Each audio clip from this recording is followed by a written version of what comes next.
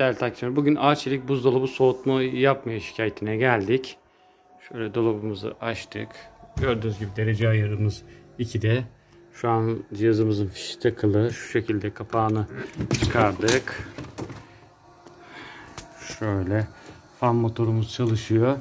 Normalde şu kısımda soğuma olması lazım. Bakın burası gazımızın giriş kısmıdır. Burada inceden başlayarak buradan itibaren böyle aşağı kadar karlanma olması gerekiyor ama şu anda dolabımızın fişi takılı yaklaşık 5 dakika oldu. Hani karlanmasını bekliyoruz ama herhangi bir karlanma yok.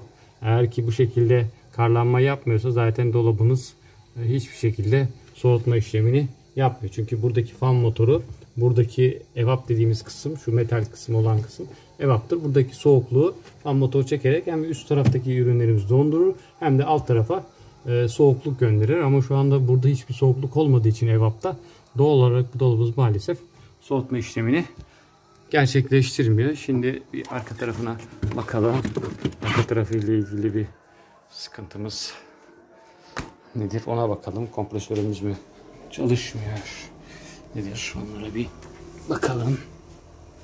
Evet, buradaki fan motorumuz çalışıyor. Ana kompresörümüz de çalışıyor. Şimdi kondenserimize bakıyoruz. Normalde bu borumuzun ısınması lazım. Evet, maalesef bu borumuzda herhangi bir ısınma olayı yok. Kondenser dediğimiz parçamızda. Bu kondenserimizde ısınma olayı olmadığı için bu dolabımızda maalesef soğutma işlemini gerçekleşmeyecek. Genelde bunlarda bu Arçelik'in bu modellerinde şimdi buradaki boruyu görüyorsunuz. Normalde şurada su kabımız vardır. Yani buzdolabımız 8 saatte bir eritmeye geçer. Eriyen evaptaki eriyen buz sular da aşağıya şu boru yardımıyla buradan aşağıya motor tasına gelir. Bu motor tası da fan motoru çalışarak hem bu kondenserimizi serinletir hem de buradaki suyla kondenserimizin çok aşırı ısınıp özellikle ön tarafta hani bu iki kapının arası ısınmasın diye bu şekilde kondenserimizi serinletmeye yarıyor bu su aynı zamanda. Ama yalnız maalesef işte bu gibi durumlarda şimdi boru suyun içerisinde olduğu için belli bir zaman sonra maalesef delinme olayları olabiliyor boruda. Uzun bir zaman sonra muhtemelen bunda da böyle bir sıkıntı var. Çünkü şu anda cihazımızın diğer ana kompresörümüz, fan motorlarımızın hepsi çalışıyor. Ama dolabımızda herhangi bir soğutma ve bu kondenserimizde herhangi bir ısınma olayı maalesef yok. O yüzden de şu anda dolabımız herhangi bir soğutma işlemini yapmıyor. Eğer ki sizin dolabınızda da Arçelik dolabınızda bu şekilde soğutma işlemi yoksa bunları kontrol edin. Önce işte kompresörünüz çalışıyor mu, fan motorlarınız çalışıyor mu, kondenserimiz ısınıyor mu? Özellikle bunun ısınması lazım.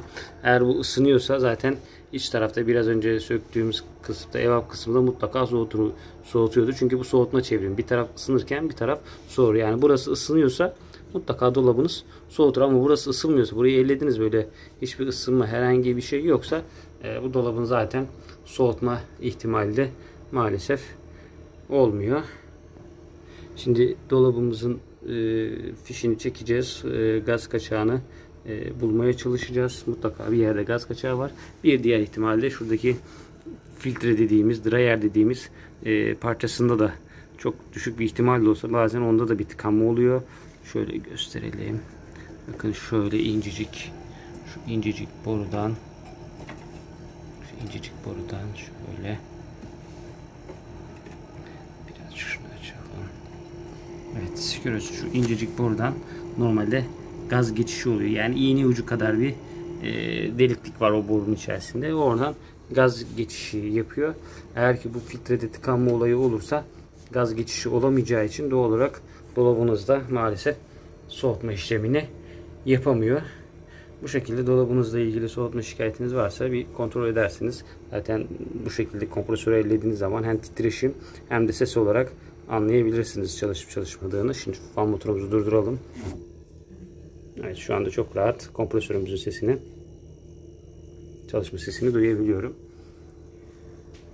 Bu şekilde yorumlar kısmına yorum yaparak siz de kendi dolabınızla ilgili sorular sorabilirsiniz. Videomuzu beğenerek daha çok kullanıcıya ulaşmasını sağlayabilirsiniz.